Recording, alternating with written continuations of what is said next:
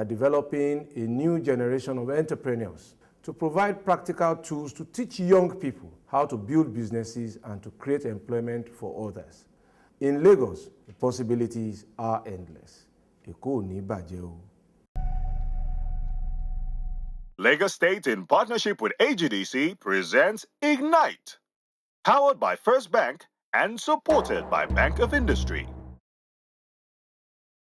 Today, I've got a guest in the house that I think is a front runner in retail lines in Nigeria, and for specialized retail, the kind of retail that you imagine you only find abroad, or the kind of retail that has changed the play in terms of how her product line is sold.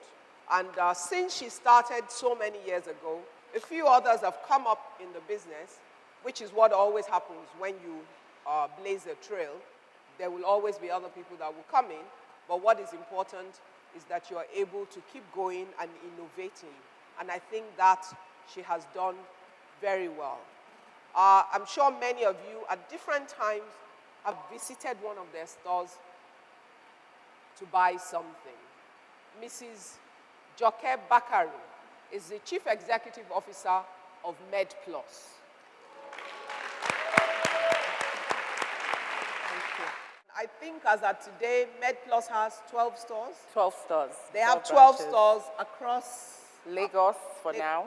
Across Lagos. 12 stores within this small state called Lagos.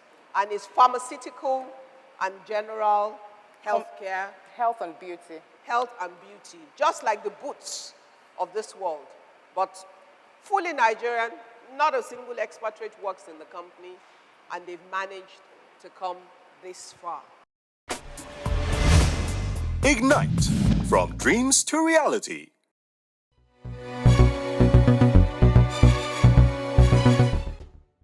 My name is Joke Bakari.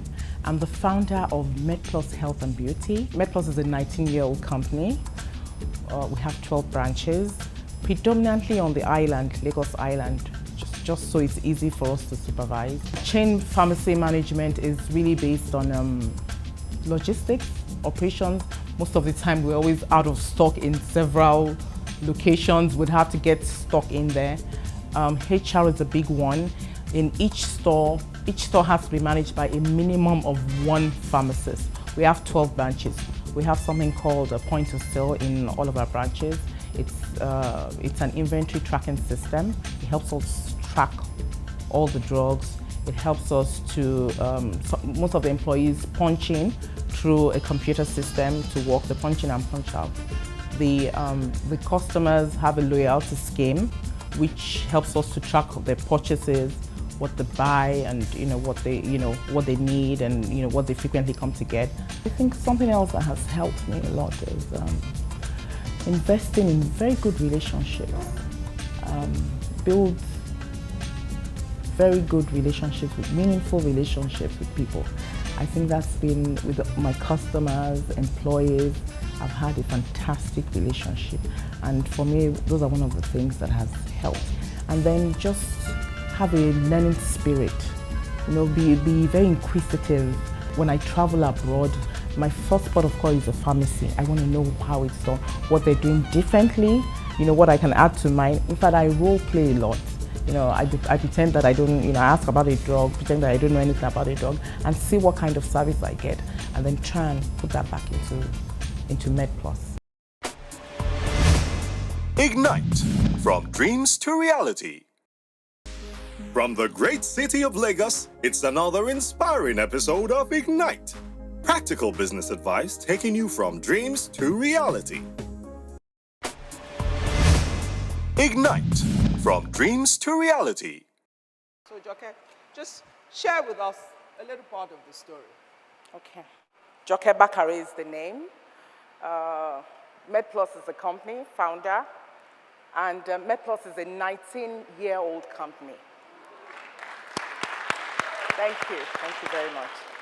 We started when I was 26 years, so you can easily tell Who will tell me my age quickly? Okay. We started very small. Sometimes it's really hard to remember how you started. Ms. Awoshika was telling me to really go into the challenges. And I said, there were no challenges. Now what do you mean? Just start. Just start. When I was at business school, I went to LBS for an MBA. It was when I went after I had started my business for 10 years. I didn't go before starting. How many people went to Ife here? Oh, great Ife, very good. I studied pharmacy in Ife. I finished in 1986.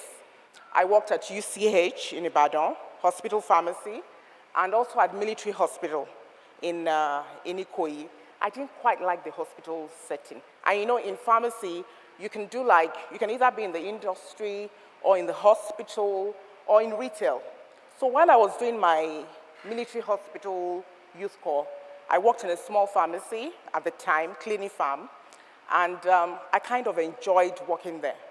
I worked there for 1 year, traveled abroad, got a New York license, and came back to Nigeria, got married, and I started MedPlus.